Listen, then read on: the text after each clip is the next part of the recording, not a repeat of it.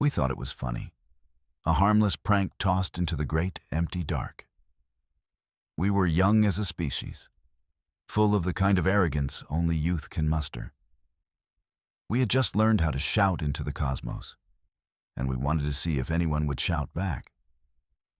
So we crafted a message, not a complex sequence of prime numbers, not a diagram of our DNA.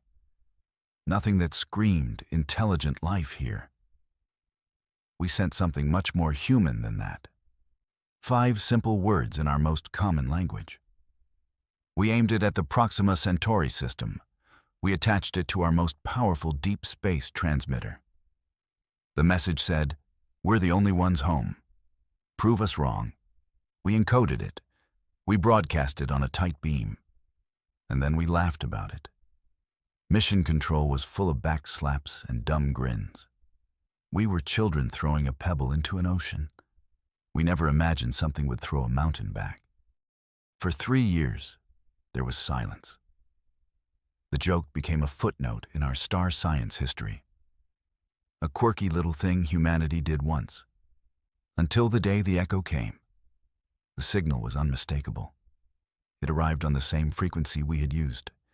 It came directly from the Proxima Centauri system. But it was not a faint whisper from the dark. It was a roar, a focused blast of energy so powerful it overloaded our deep space network. For a few minutes, every satellite we had screamed at us. When our systems recovered, the message was clear. It was our own prank, repeated back to us word for word. "We're the only ones home. Prove us wrong." The text was identical. The language was ours. But the tone was entirely different. Our broadcast had been a playful shout. Theirs was a cold, hard declaration. There was no curiosity in their signal, no hint of introduction. It felt less like a reply and more like a challenge being accepted. The energy in their carrier wave was immense. It was the power of a civilization that did not whisper. They had heard our pebbles splash, and they had decided to show us the tide. The laughter in Mission Control had long since died. Now, there was only a thick, heavy dread. We had proven we were not alone, and we had a terrible feeling we were about to regret it. The answer did not come with another message. It came with their presence. Our orbital telescopes, the ones pointed toward Jupiter, saw them first. One moment, there was just the gas giant and its moons. The next moment, something else was there. A fleet of unknown ships. They did not warp into existence with a flash of light. They simply arrived, as if they had been there all along and had only just decided to be seen. There were 7 of them. Perfect, 6-sided monoliths of a material blacker than space itself. They reflected no light. They gave off no heat.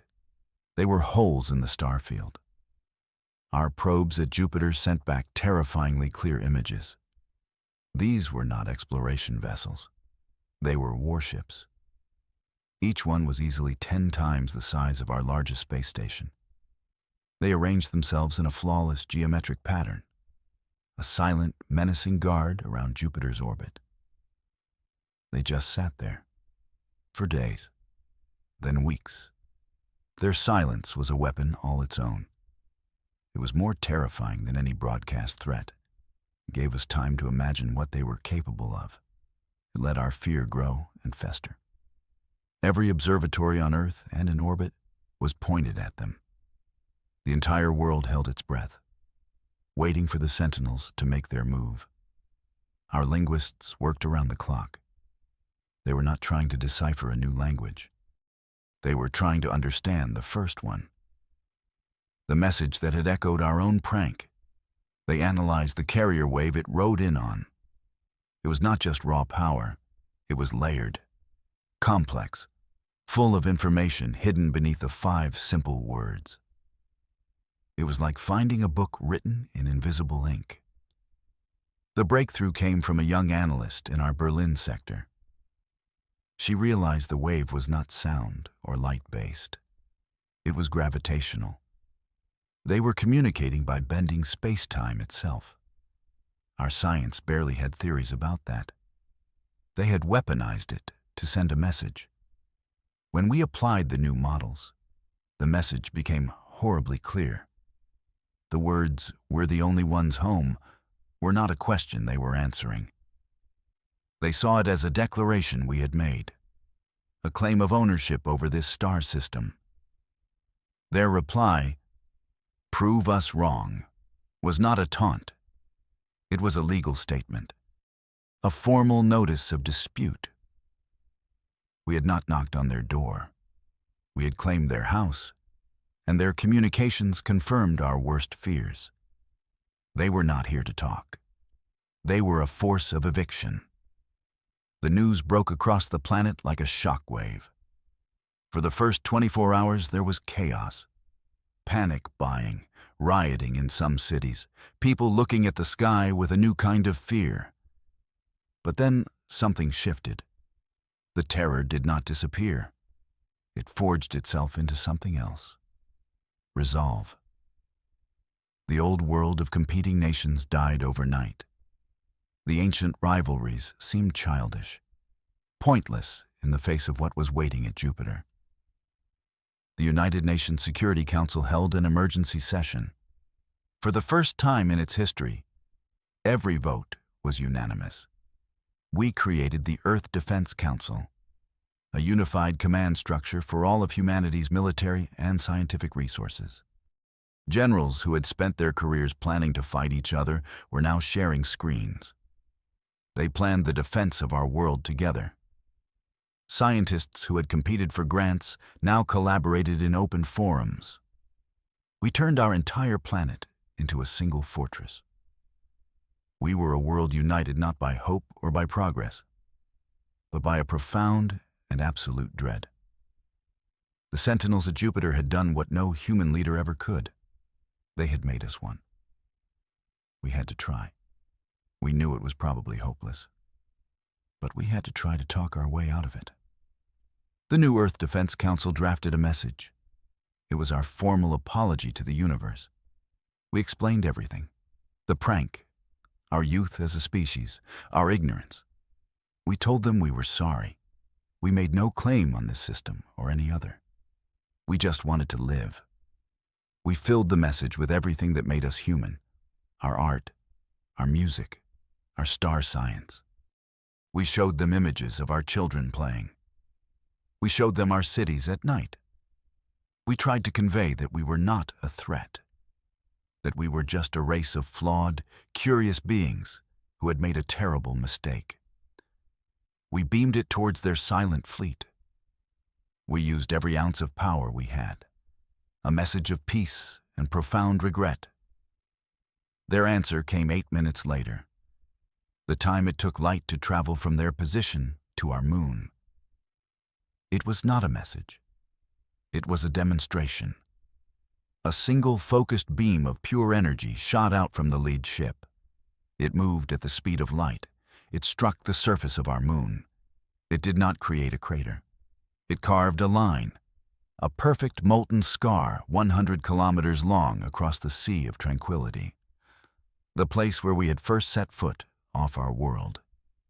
The message was clear. Apology not accepted. The invasion began without a formal declaration. It started with silence. Our Martian outposts, our first real foothold in the solar system, were the first to go. There was no distress call, no final, panicked message. One moment, Armstrong City was broadcasting its daily status report. The next, there was only static. Then the same thing happened to Gagarin Base and New Shanghai. Our long-distance telescopes gave us the horrifying truth. We watched in real time as pinpricks of light appeared over the red planet. Not the bright flash of an explosion, but a dull, hungry glow. When the light faded, our cities were gone, replaced by smooth, glassy craters that shone in the faint sunlight. They had not been bombed. They had been erased. The war had begun. And we had not even seen the enemy. We had only seen what their weapons could do. They were not fighting us like an army. They were treating us like an infestation. Something to be cleansed from the system with cold, terrifying efficiency. The fire on our frontier was a message, a statement of what was coming for Earth. And we knew we had very little time to prepare for it. We went underground. Humanity's survival could no longer be trusted to the surface. In vast, hidden bunkers dug deep beneath mountains and oceans, we began to build. These were not the hopeful workshops of our past. These were forges of retaliation, fueled by desperation and fear. Global production shifted entirely. Car factories started making armor plating. Civilian shipyards began assembling military hulls. We pooled every bit of knowledge we had, every secret military project, every advanced theory. We were a species cramming for the final exam of our existence. We built a new fleet, not the slow, clumsy exploration ships of before. These were warships, sleek, fast, and bristling with our best weapons. Railguns, nuclear-tipped missiles, the first experimental lasers. They were the best we could build. We knew they were probably not enough, but they were all we had. We named the fleet the Response Fleet. The first carrier off the line was christened the Regret. The first destroyer was the Apology. We built them in secret orbital shipyards, hidden in the shadow of the moon. We built them knowing they were our last hope. Humanity's survival now depended on the steel and fire we forged in those dark, hidden places. We knew we could not wait for them to come to us. Earth was too precious to be the battlefield. The decision was made to meet them head-on. Our new response fleet, nearly 200 ships strong, left Earth's orbit. Its target was their vanguard, which we now tracked moving from Jupiter towards the ringed giant, Saturn. We would make our stand there. We met their vanguard in the icy chaos of Saturn's rings. The battle was a terrifying spectacle, a storm of ice and steel under the silent gaze of the planet. Our ships were fast and nimble. We darted between the massive chunks of ice, using them for cover. Their ships, the same black hexagons from Jupiter, were slow and massive. They moved with an unnerving confidence, as if our presence was a minor annoyance. Our railguns threw slugs of metal at incredible speeds. Our missiles streaked across the void. We saw impacts on their black hulls, small flashes of light that were immediately swallowed by the darkness. They did not seem to care. Their return fire was horrifyingly precise. Beams of that same erasing light sliced through the rings. They did not target our ships. They targeted the space where our ships were going to be. We lost 10 destroyers in the first exchange. We learned that their star science could predict our every move. The first test of our strength was a brutal lesson in our own weakness. The battle for Saturn's rings was a massacre. We were outmatched in every way. Our weapons barely scratched their hulls. Their weapons erased our ships from existence.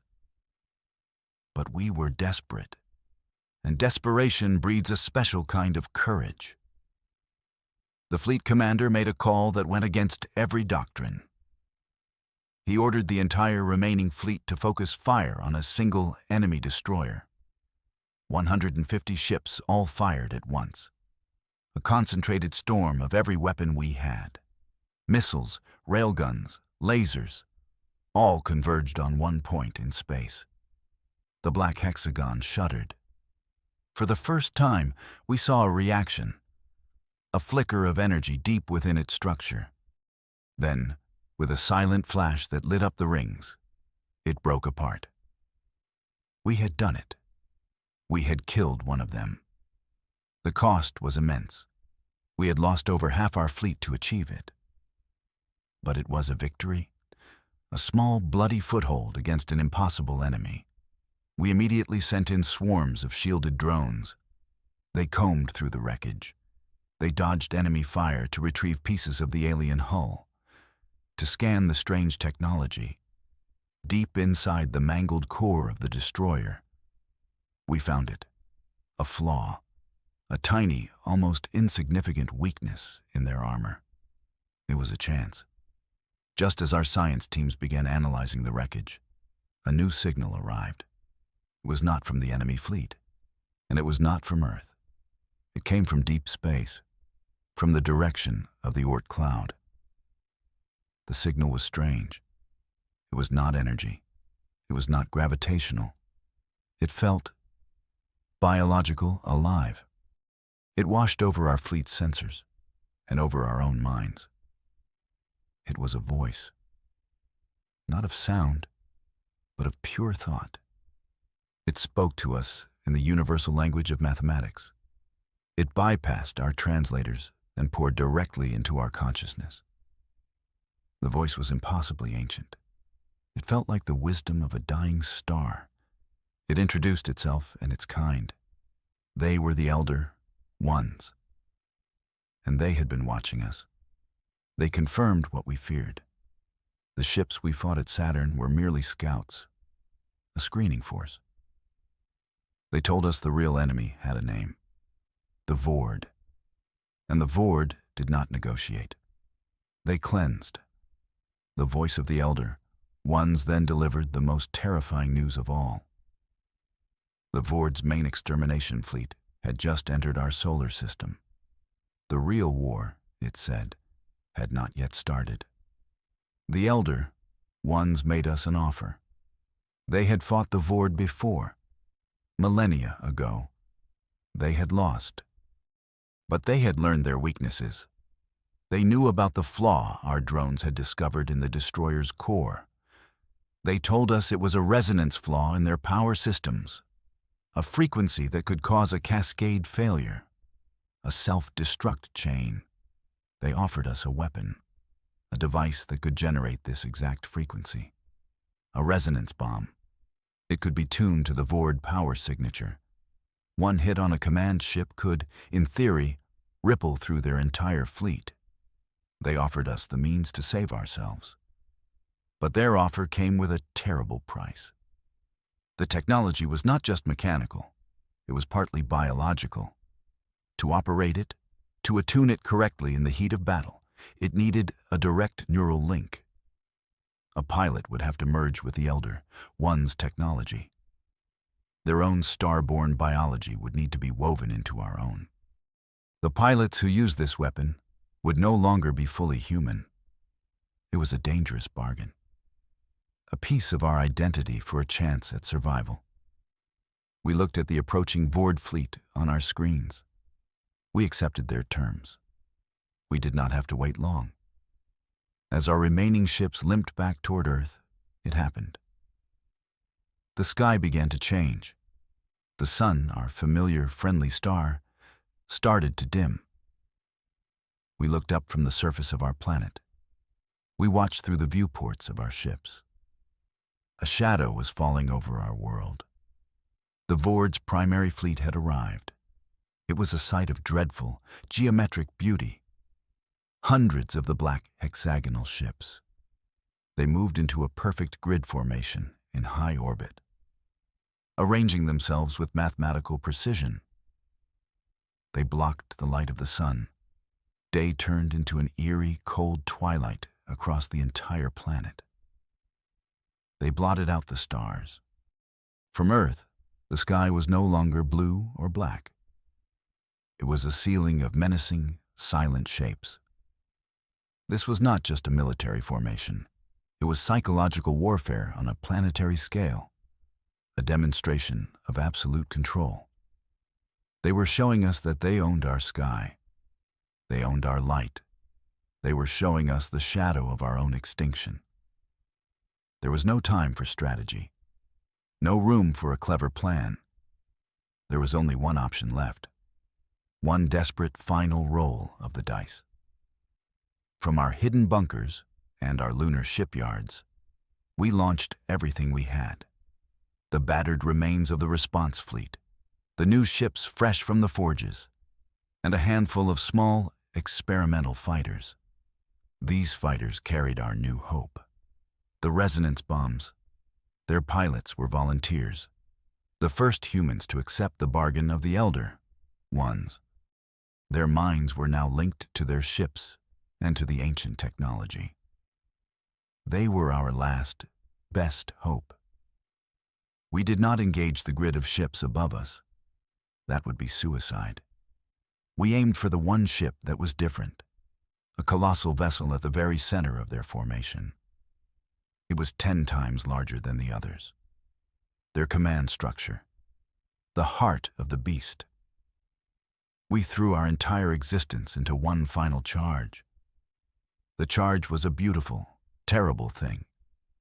Our fleet, a swarm of desperate lights, streaking towards the heart of the darkness. The Vord fleet reacted instantly.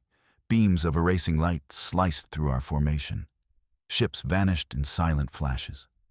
The regret, the apology, gone. But for every ship they killed, 2 more pressed the attack. Our pilots were fighting with the fire of a species on the brink of annihilation. The new fighters were incredible. They moved with an unnatural grace. Their pilots, part human, part Elder One, dodged and weaved through a storm of energy. They were a silver needle aimed at the heart of the Vord. 3 of them broke through the final defensive screen. They plunged towards the massive command ship. 2 were destroyed just short of the hull, but 1 made it. It slammed into the Vord flagship and detonated. For a moment, there was nothing, just the silence of the void. Then, a pulse of faint blue light erupted from the command ship. It did not explode, it just came apart. The resonance weapon had worked. And then, we saw it. A chain reaction. The blue light leaped from the command ship to the next closest vessel, and then to the next, and the next. A wave of disintegration spread through the Vord fleet. Their own power cores became their undoing. Ship after ship crumbled into dust. The perfect grid falling apart in a silent, cascading failure. We watched from our battered ships. We watched from the darkened surface of our world. We watched as the sky cleared, as the sun returned. We had won. We had shattered their fleet above our home. But the silence that followed was not one of pure relief. We were saved.